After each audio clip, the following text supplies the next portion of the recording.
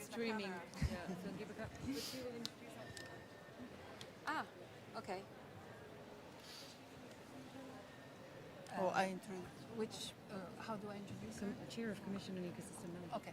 Yeah. Yeah. Hello, everybody. Thank you very much for joining us.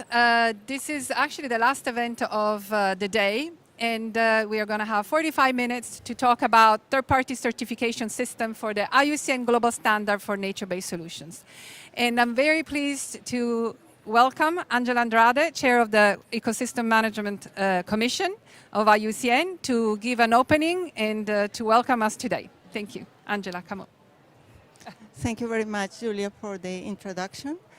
I would like to and welcome all of you who are participating in this session. I would like just to mention some general issues related to the IUCN Nature-Based Solutions Standard and why we are here, and why the standard was developed. So many years ago, when the whole process of nature-based... Put this closer to your mouth. Yeah, like that. Okay. Yeah. So many years ago, when we started the process of developing the conceptual basis for nature-based solutions, we continue and we found out that many organizations in the world became interested in nature-based solutions because the concept as such is something that the private sector, the normal people can easily understand. And we decided to have such a concept because in many occasions the private sector came to us and said, well, we want to do something the right way, but we don't know how to do it. But please use simple language, something that we can understand, something that is easy to manage. So this was one of the ideas behind the development of the standard. The Commission has been supporting the whole process, providing the scientific basis, the development of the principles, the development of the criteria and indicators, and providing the scientific basis for that. And this is an endeavor that was developed together with the Secretariat. Each of us had a different role in the process, and we got the standard, and the standard is, let's say, the beginning of a process. And it's important because perhaps you have seen that United Nations committed with nature-based solutions. Now we are claiming that the Convention on Biological Diversity is also including nature-based solutions. Other people understand nature-based solutions as a way to address the climate problem. So there is, in some cases, people understand nature-based solutions as natural climate solutions. The main point is that we are looking for ways to really, we don't have much time to address all the crises that we have at this moment.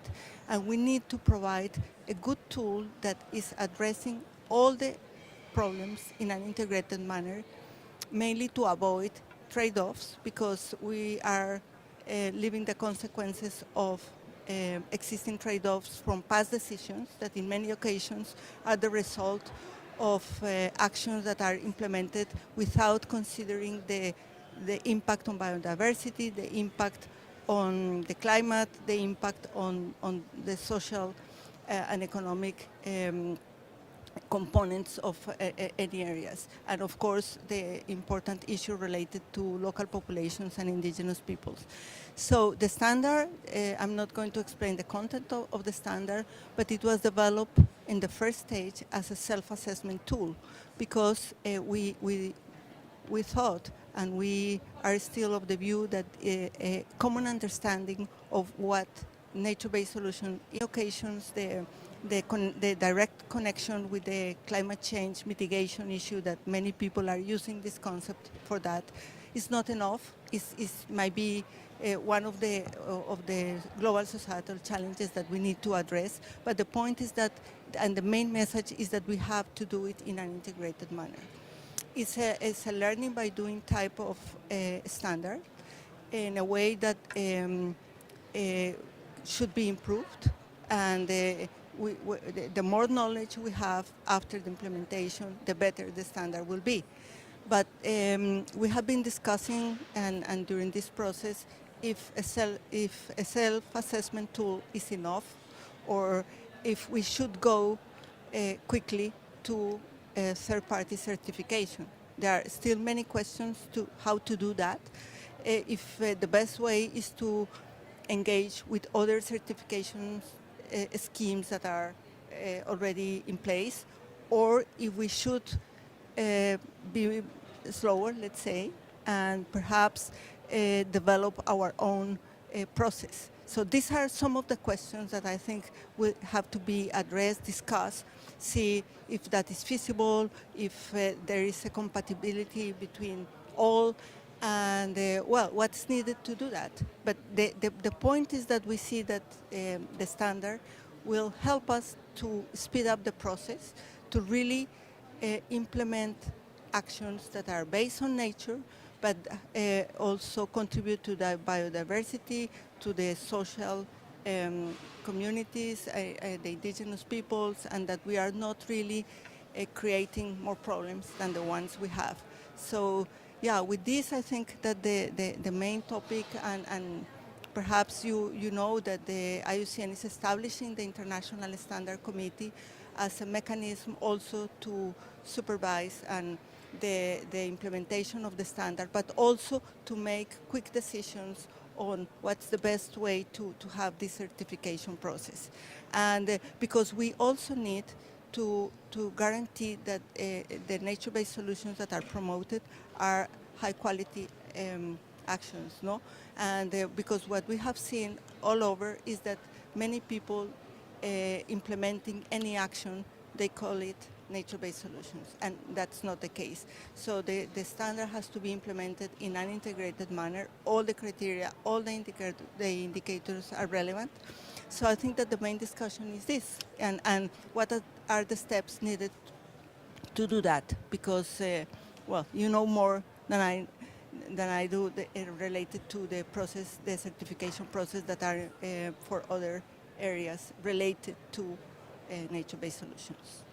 So, thank you very much. Thank you, Angela, for introducing the standard and really introducing the key issues that we would like to discuss with you today, which is really about the credibility question, right? We have a really good standard that has, gives you the key elements that are necessary to for implementing a good quality solution.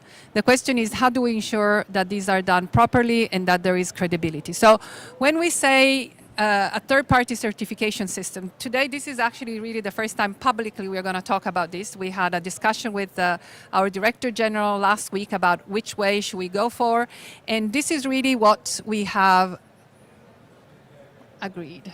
Okay, it's not working, not working. Next slide, please. Let's do it the old way.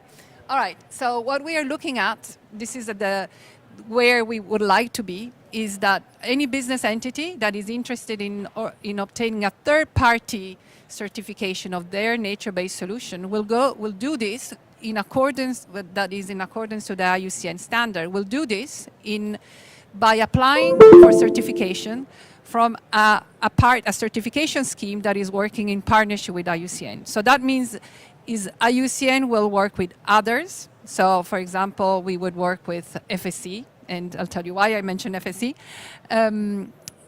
So that the IUCN standard has been integrated or included in the process that are currently existing for other certification schemes.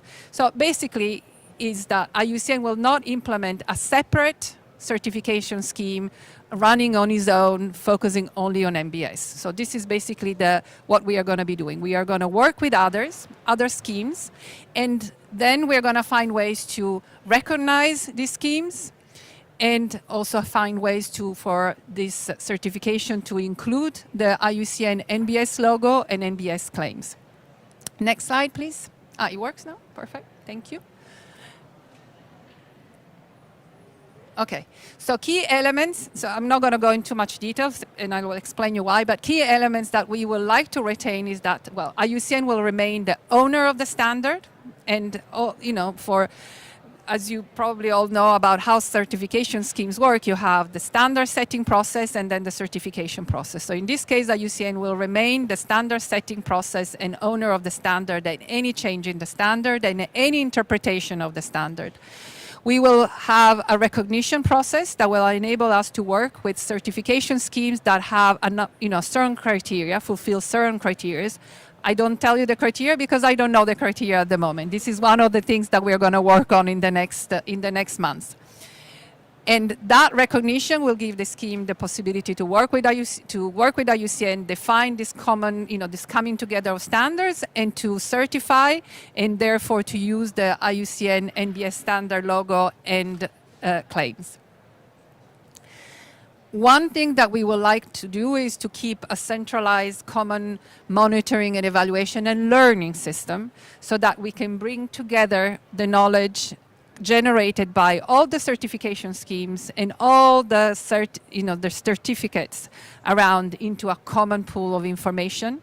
And that means also we will have a centralized communication platform that will enable, who is interested to understand how NBS are implemented in different sectors to providing different solutions to have an overview of that. And then at the same time, IUCN will keep, offering technical assistance and policy influence. We have an IUCN, an NBS facility, and that will generate also opportunities for trainings, for working on specific projects. And this will not be, in conflict with the certification because the certification actually will be issued by other organizations. So this is really in a nutshell.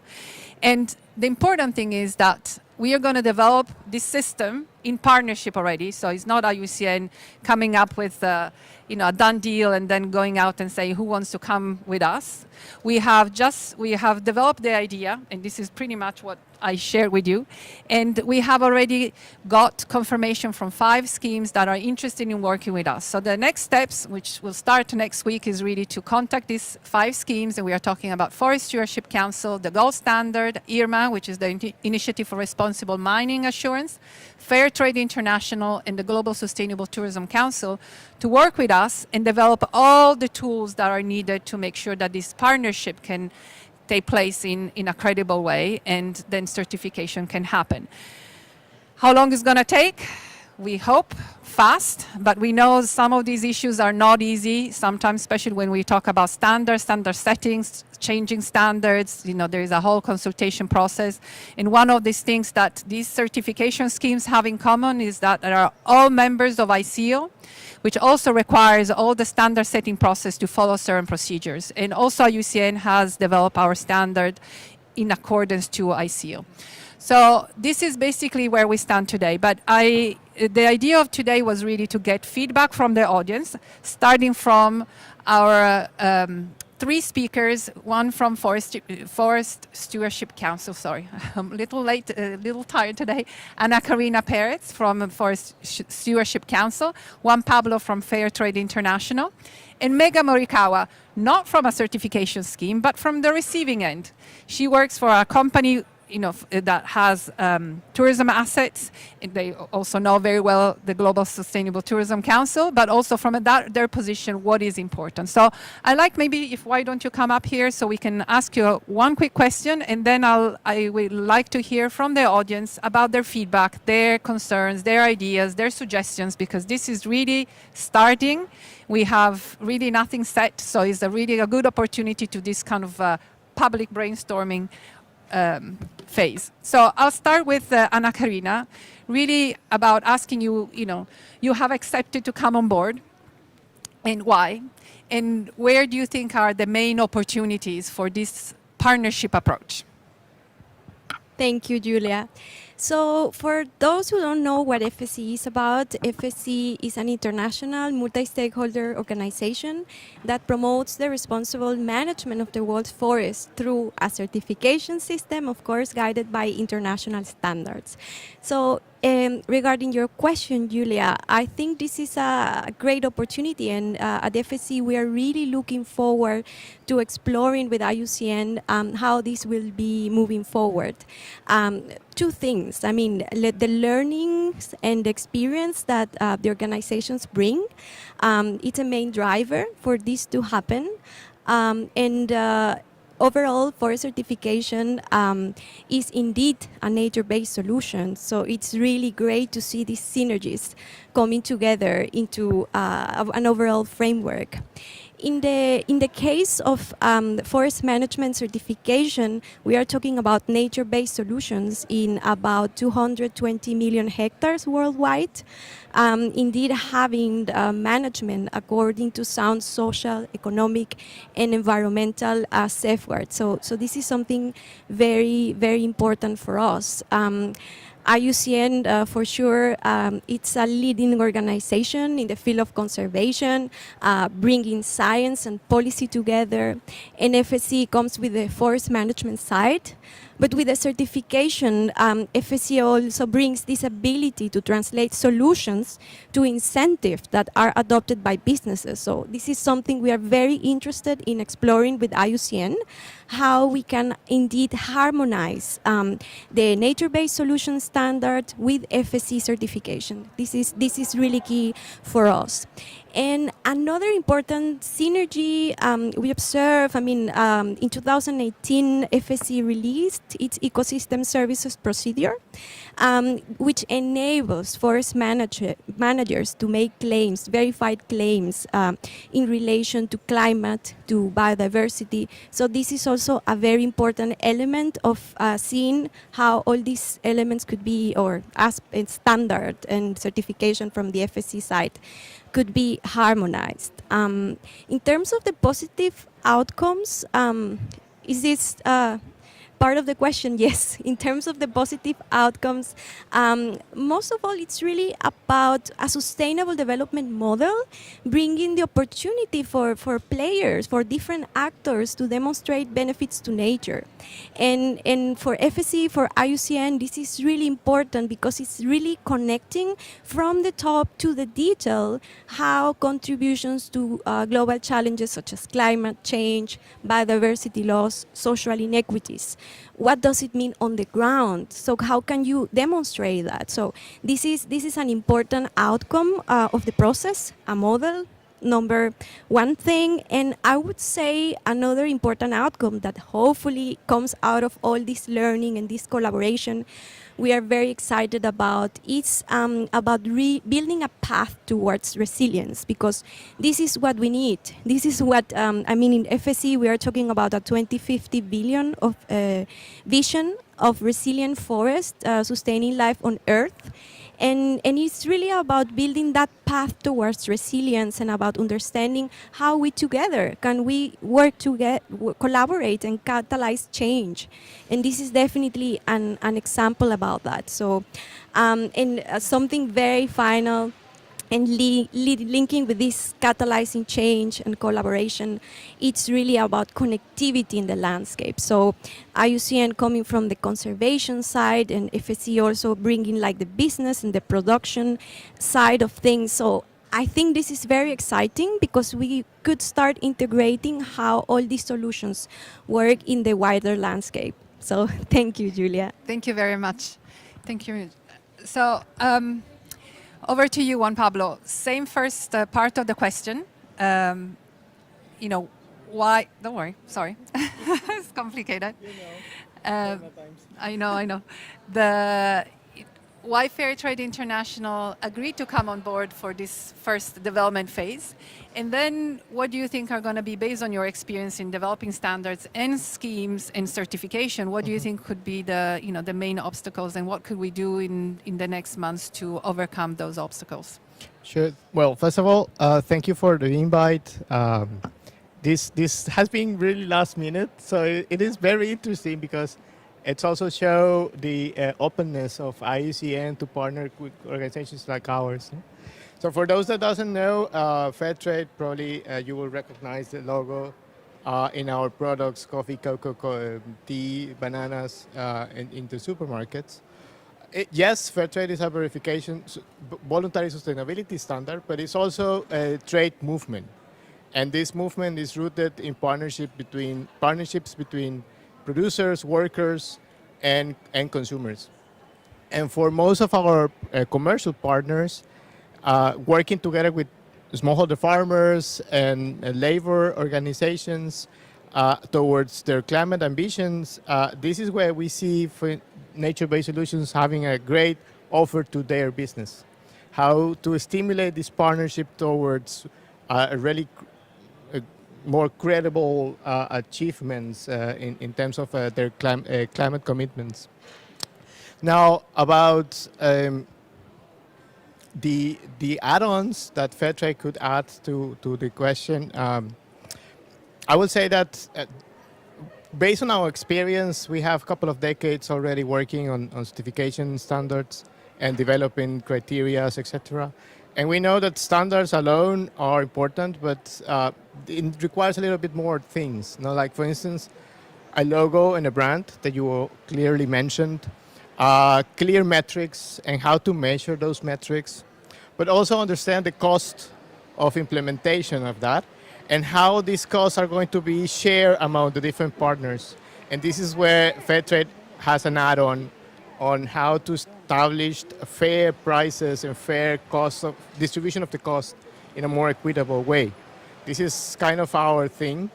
And another 4 element that I would say is important is to avoid duplication. Both FSC and Fairtrade, we are members of ICL, and we know how important it is to avoid duplication. Now, having said that we also are members of ICL, the codes of ICL allow us also to have not only assurance, but credible assurance based on best practices from members that have been in this game for years. No? So I think those are the main elements. We are very curious to learn more. We think that nature-based solutions come to us in the best moment ever, because we are actually reviewing our environmental criteria and our climate commitments as well.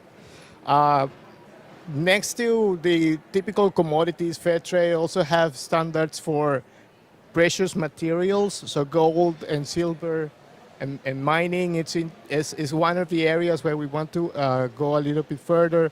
Textiles, carbon credits. So it's more than just coffee, cocoa, bananas. It's also how we can change the narrative of trade.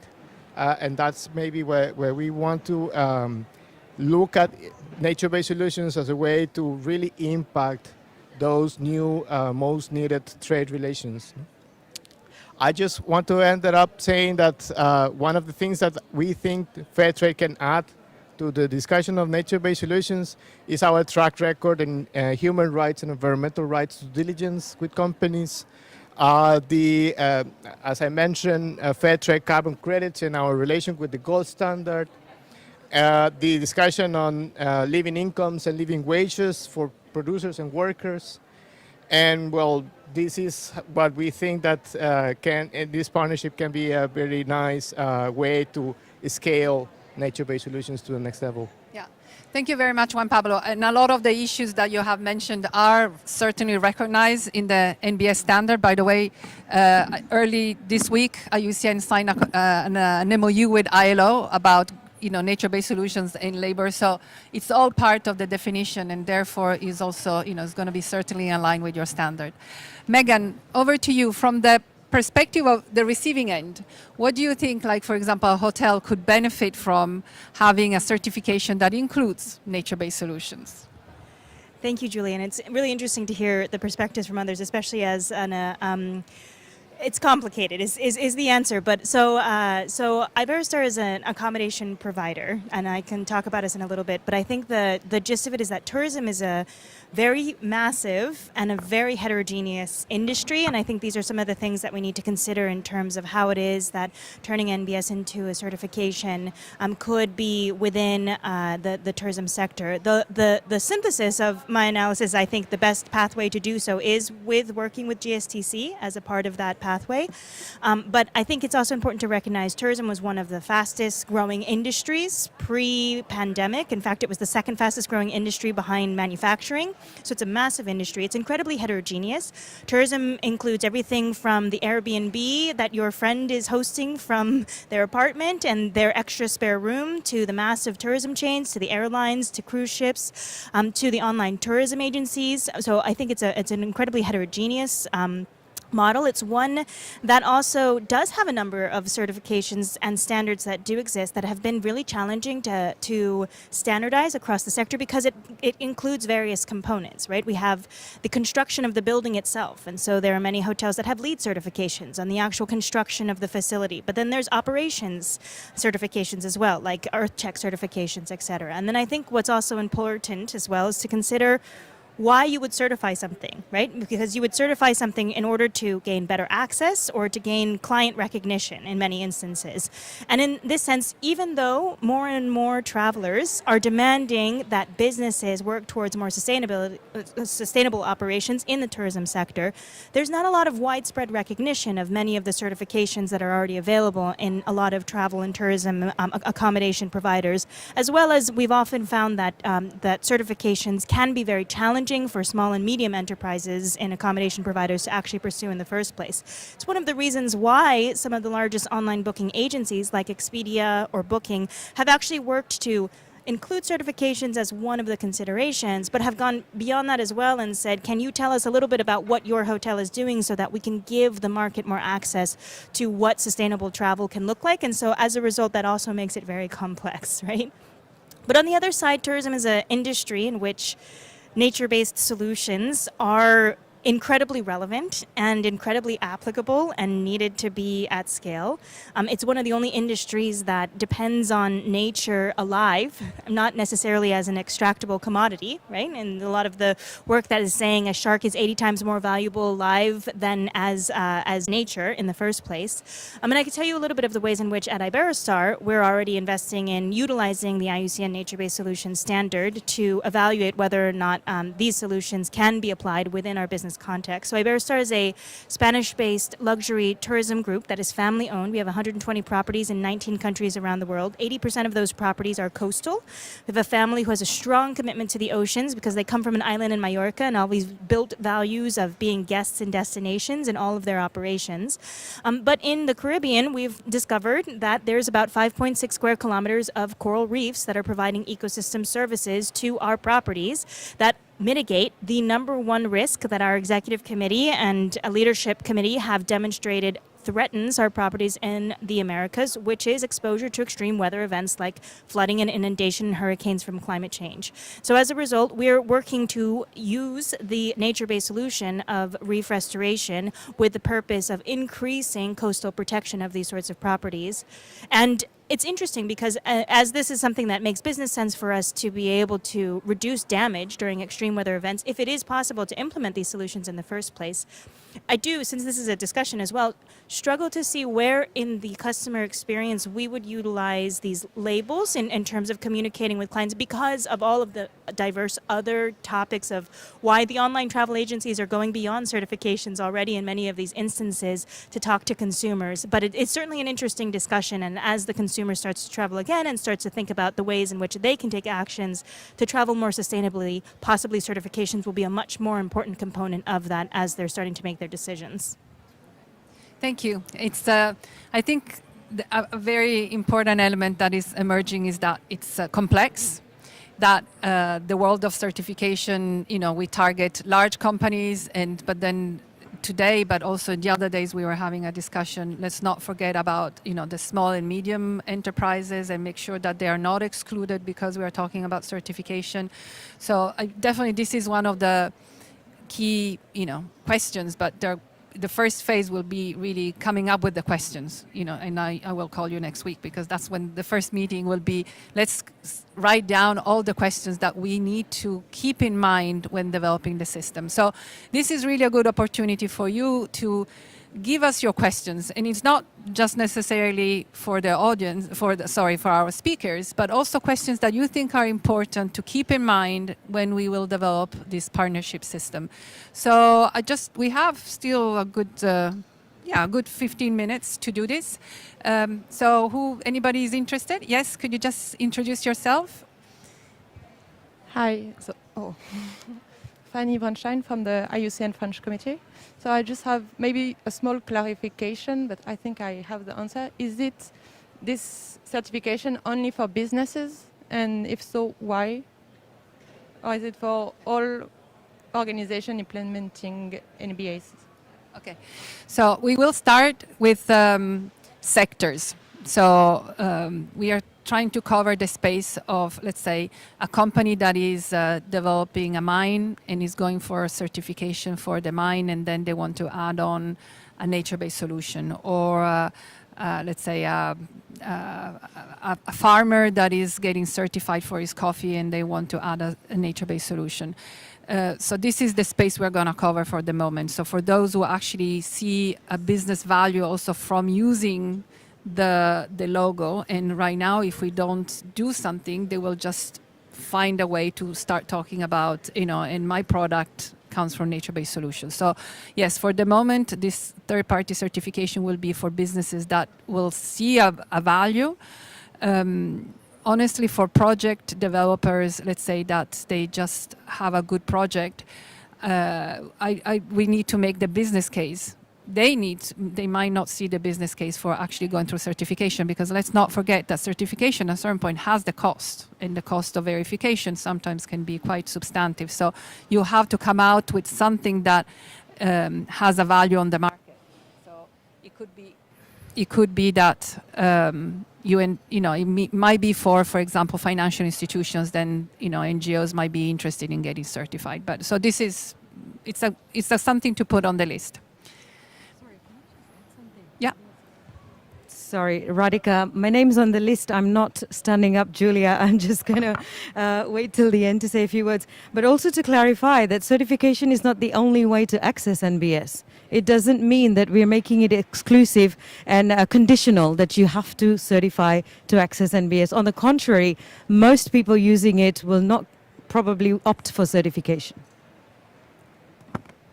Exactly. So we talked about access to technical assistance and be able to talk, to work on MBS, and therefore is not necessarily having been certified.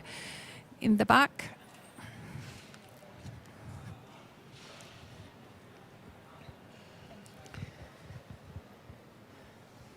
Thank you.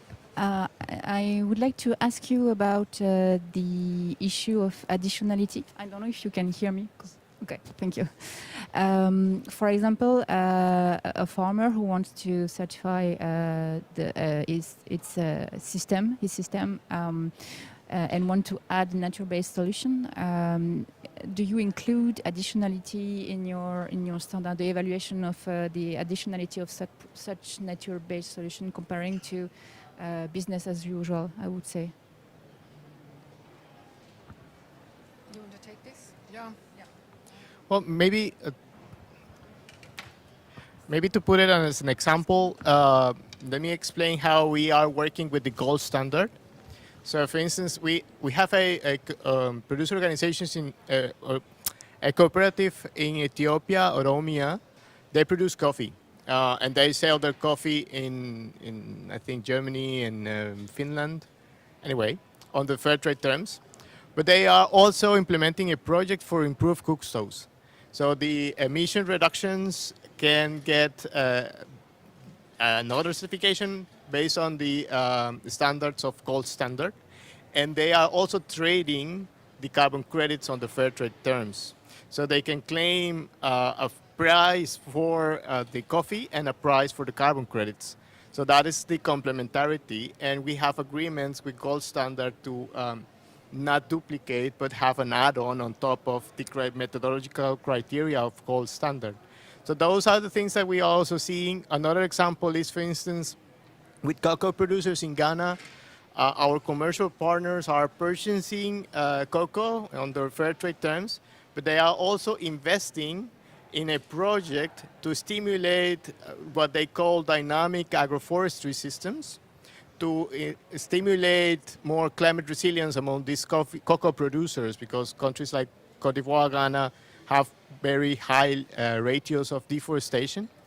But this is outside the commercial relation. This is what we call offer to business. It's the commitment of the company to give an extra premium or give an extra, let's say, grant to implement these climate resilient projects. And this is also an area where we see nature-based solutions helping both parts, the trader and the producers, to really have an assurance that we are doing the right thing.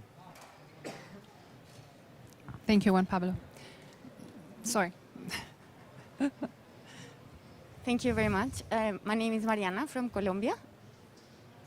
And my question, well, I think that it's a fact, I mean, from all of us participating in this Congress, that the term is being used everywhere. So nature-based solutions, it's really like we see the concept everywhere. And I think it's very, very important to make the difference. Because let's say like everyone uses it without taking into account the global standard and the criteria, and then let's say it doesn't work. And then it will lose credibility. And the huge work that the IUCN has been like putting on this, it will, I mean, it's a big danger. I have the feeling that then it will lose credibility. What will happen? Because of course this works, but it has to be implemented in a good way, taking into account the standard and everything. So I was thinking, for example, with protected areas. There are many protected areas, but not all of them meet the criteria to be in the green list, for example. So that's an easy way, like, okay, there can be many nature-based solutions, but not all of them accomplish all the criteria. Like there's many protected areas, but not all of them are able to be in the green list, for example. I don't know. Yeah, thank you very much. This is a very good reflection, and I think also matches this idea of, a lot of organizations will work on nature-based solutions, the companies, but not all will fulfill the IUCN standard. And this is also why, we want to maintain the ownership on the standard, because that's the quality and the credibility. And, and at the end, the two elements of credibility and quality are important, because that's what we think. I mean, in our way, we think the standard is the way to follow the standard, is then you're going to have an impact, the real results. I think... Yeah, you want to add? And then I mean, it's a valid concern, Mariana. It's very sweet you care so much. But at the same time, I think our approach is to stay the course and leave out the noise. We'll not be able to convince everybody and bring them on board. Ecosystem approach also has a lot of misuse. But the failure itself can be a good lesson why you need to use the standard. So I don't think because of some people misusing it, it'll lose its credibility. I think it's more that we need to have more people doing it right to show that this is what you get out of it if you get it right. Hi everyone, it's Benjamin from Nature Metrics. I was curious about we talked to different industries that there was sort of a demand, like in the consumer appetite, linked usually to a crisis. So human rights led to sort of fair trade, then sort of forest loss. To FSC, we're talking about like mass tourism in terms of tourism certification, climate sort of red plus. There's always sort of that link, sort of a crisis, consumer demand, and an appetite for certification and to pay a little more. So maybe something, a question and also a reflection as part of the process, if it's something that you think, is this linked to the sort of biodiversity crisis? I mean, it's wider. The nature crisis obviously is bigger than just biodiversity, but how are you going to link it to the consumer demand, and what is that demand sort of, what does the consumer sort of want in terms of the product of NBS? Yeah, that's a very relevant question. And I think this is where the synergies are nice, because we are close to the consumer and we have that relationship established. So somebody sees the FSC logo, the Fair Trade logo, and they know what it is about. The complementarity here comes that in our missions we say we want to promote sustainable farming, sustainable forest management, and at the same time we also want to prove the impacts on how this links to global crisis. So it's really building a path of outcomes in which you could say, I'm at helping mitigate climate change by. And you build that chain. It's a value chain, I think, what we could build together at all levels. So yes, talking to the consumer, but also completing the story.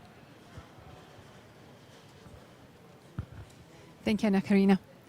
Anybody else? Any other question? Here, Diane? Nadine?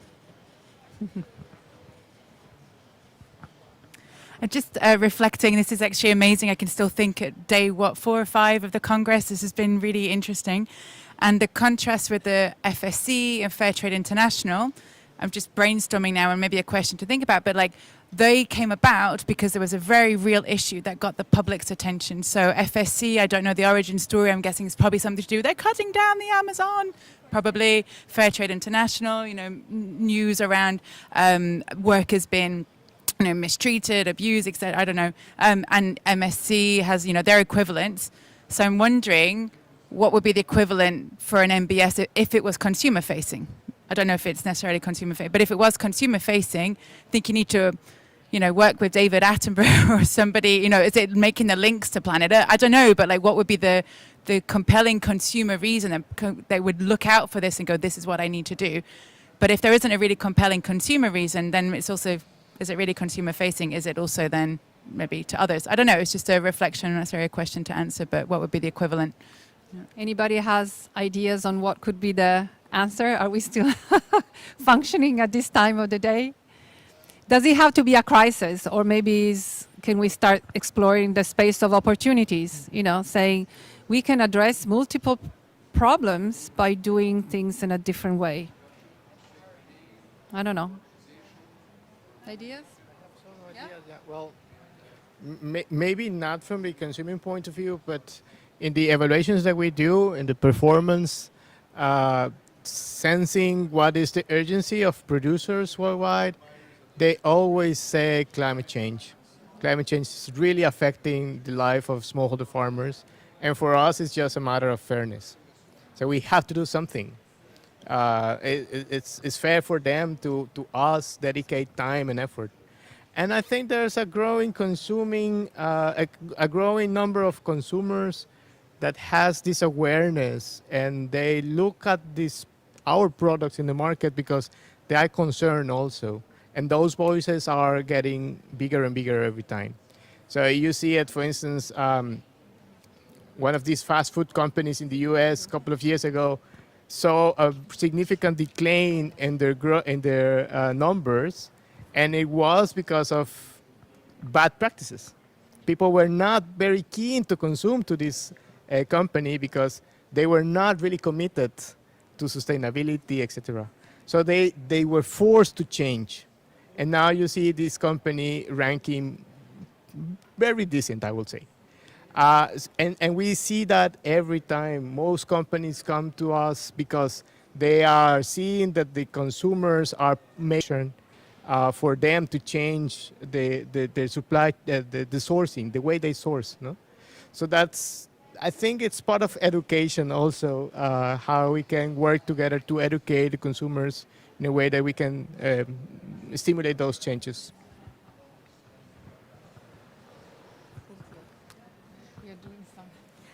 I think it's interesting too, right? What if we're the consumers, right? As a major or as a business that has multiple assets to be able to consider, and then that makes a little bit more sense to me in terms of the tourism context. However, so for example, the nature-based solutions address societal challenges, and those societal challenges are challenges that our businesses face in these destinations, whether it be, exposure to extreme weather or whether it be climate change. And so we are looking actively for solutions that can build resilience, especially for destinations, things that are very place-based. We're looking for ways and solutions to build resilience in that, and don't necessarily have the tools or expertise to do that in-house.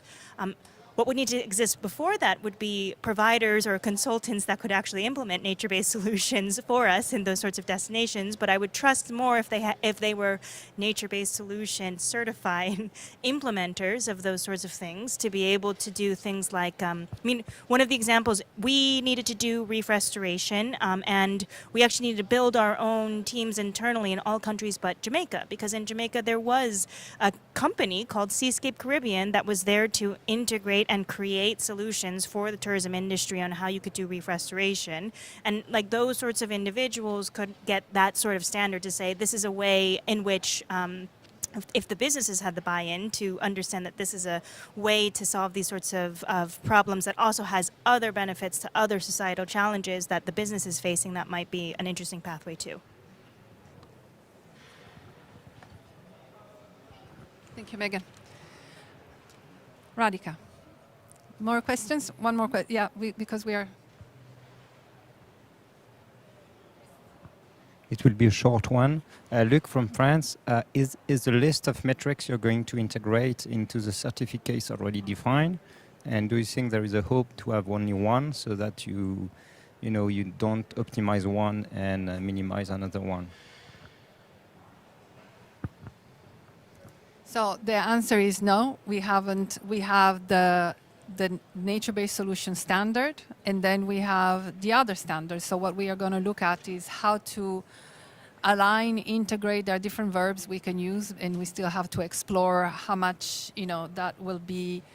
If it's about really a full integration or alignment, and then I think, but we haven't yet. We are really in the initial phase. Is that it will really depend on the standard, because a standard for forest management is a completely different standard that standard for responsible mining, and they have very different criteria and metrics, and they will require a restoration of a former mine that could be done according to a nature-based solutions is going to be very different than, for example, restoration for a reef to do some coastal protection. For different sectors. So these are all the discussions we will have to have. And so at the moment, the answer is no, it's not done yet. Any more questions? Otherwise, we move on because we are going to have a cocktail, but I am going to get one more questions to go. Hello, I'm Jardine. Oh. It's really weird. I'm from France, and I'm a marine biologist researcher on a project, an European project on nature-based solution, and I'm just worried about the cost of the certification you were just talking about just later. That I really understand the need in the big corporation, but how do you manage the difference between big corporation as Iberostar and some little and medium enterprise? So it's going to be a different price at cost, or it's going to be in the same level? I don't know.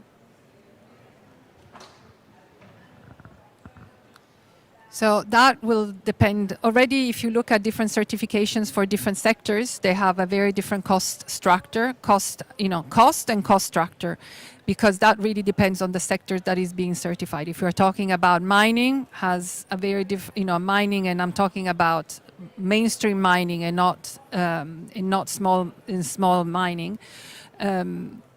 Or for example, forestry, I know they have a very different scheme for if you're talking about a small forest owner.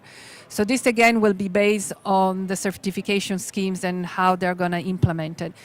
But this question has been asked before, and one of my reflection was what we will need to do is in the recognition system to ensure that we will work with schemes that enable the smallholders in that sector, or being a small entrepreneur if we are talking about a small hotel owner, for example, or a smallholder if we are talking about agriculture, to be part of the system.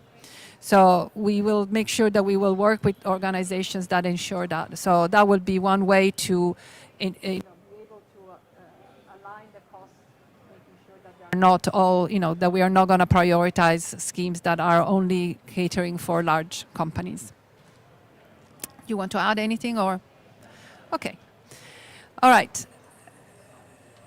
So we need to wrap up, and I'm going to ask Radhika to give us a quick, feedback on. Radhika is the director of the ecosystem management group in IUCN, and she has been the engine behind the standard.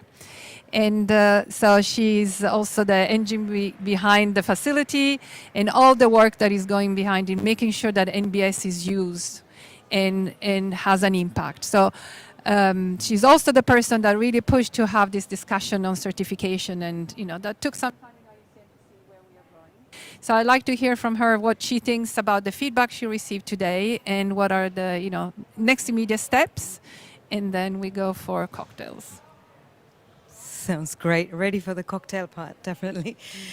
So just a few quick words. I think if you have been following our events, we've just been emphasizing about partnerships on nature-based solutions. We've really kept technical sessions to a minimum here, perhaps one in the Knowledge Hub. And we're really talking about partnerships because we want to use the existing world we live in and bring nature-based solutions to it, rather than act exclusively to make nature-based solutions a boutique product. That's not going to change the systems we face. That's not going to solve the crises we face. So how do we work with partnerships? And two elements of it. One is partnerships with entities. And what we're seeing is the process of understanding and getting to the same language as we go through building these partnerships is getting much, much quicker. As Juan Pablo was saying, the first discussion we had with you guys was 2 weeks ago, and you're like, right, we're on board. So there is a lot of noise and misappropriation already, but the people who really are going to work with us and have understood nature-based solutions are also coming forward and making quick decisions to drive this with us, because they see the potential and they see the urgency we face. So partnerships at entity levels. And secondly, this question was just brought up by, this comment was brought up by Megan, partnerships with individuals. So on the 2nd of September, from here, we concluded our first ever professional training certificate of individuals through the IUCN Academy. Of course, we need a group of consultants, experts who we can call upon to then work with these schemes to be able to execute, audit nature-based solutions.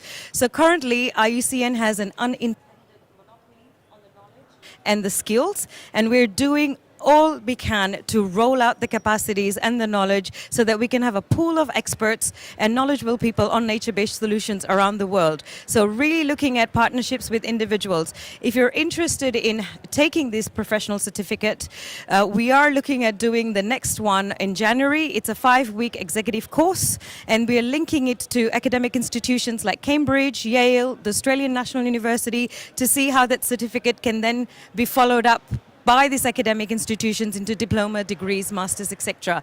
So it's all about partnerships at this point, because it's the only way we foresee operationalizing this fast and in a way that it's going to be sustainable enough to help us change the world and help us deal with the crisis we have created for ourselves. So thank you very much for joining us. I know there's so many events going on. Perhaps it's the cocktail, but hopefully we see you around in different events, or get in touch with us to see how you can contribute your bit to NBS. That's what we're here for, that's what we want to hear about, and that's what we want to connect with you on. So hope to hear from you. Thank you. Thank you very much. Thank you, Radhika. So actually, before the cocktail, there is going to be a wrap-up of the week by colleagues from WCMC, Capital Coalition, FFI, and IUCN. And they're going to talk about the Marseille outcomes, and then we're going to have a cocktail. So thank you very much for joining us this week. And over. No? Okay. We're going to have another. How much, Charles? How long? How long is